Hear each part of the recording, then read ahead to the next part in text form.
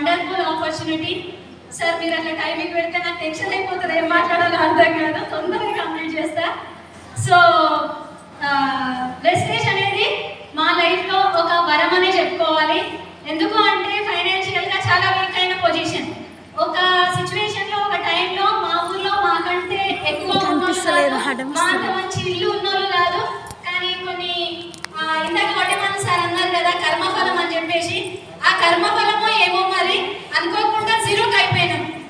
So ఆ సిచ్యువేషన్లో నేను దేవుడిని ఒకటే కోరుకుంటుండే, దేవుడా ఎవరిని అన్యాయం చేయకుండా ఎవరిని ముంచకుండా నీతి నిజాయితీతోని మేము ముందు ఏదైతే పొజిషన్లో ఉండేనో ఆ పొజిషన్కి మళ్ళీ మేము వచ్చే ఒక ఆపర్చునిటీ ఈ దేవుడా అని డైలీ నేను దేవునికి ఒక్కటే కోరుకుంటుండే. దేవుడు చాలా గట్టిగా విన్నట్టున్నాడు. సేమ్ యాజ్ ఈస్ అట్లాంటి ఆపర్చునిటీయే మాకు వచ్చింది. The great Vestige marketing private limited with limited system. So thank you God, thank you all my friends. So చేస్తూనే వెళ్తా ఉన్నాం, రిజెక్షన్స్ వస్తూనే ఉన్నాయి. జాయిన్ అయిన ప్రతి ఒక్కరికి రిజెక్షన్స్ వస్తున్నాయి, అవునా కాదా? చాలా రకాల ఇబ్బందులు వస్తున్నాయి, అవునా కాదా? సో ఒక చిన్న స్టోరీ ఏంటంటే సునీతా విలియమ్స్ తెలుసు కదా మీకు అందరికీ. సో మొన్ననే అంతరిక్షం నుంచి వచ్చింది. ఫస్ట్ వెళ్ళేటప్పుడు వారం రోజులే అని చెప్పేసి వెళ్ళింది.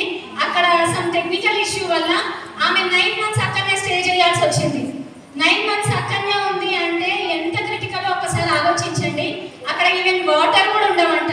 వాళ్ళ యూరిన్ ఏదైతే ఉంటుందో దాన్ని ఫిల్టర్ చేసి వాళ్ళు తాగాలంట.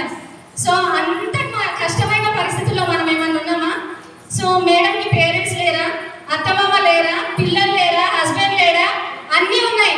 కానీ మేడం అన్నిటికంటే గట్టి డ్రీమ్ ఉంది కాబట్టి మేడం వారం రోజులు వెళ్ళినా సరే 9 నెలలైనా సక్సెస్ఫుల్గా వచ్చింది. సో అంతకంటే ప్రాబ్లంలో ఉన్నామా మనము? లేదు.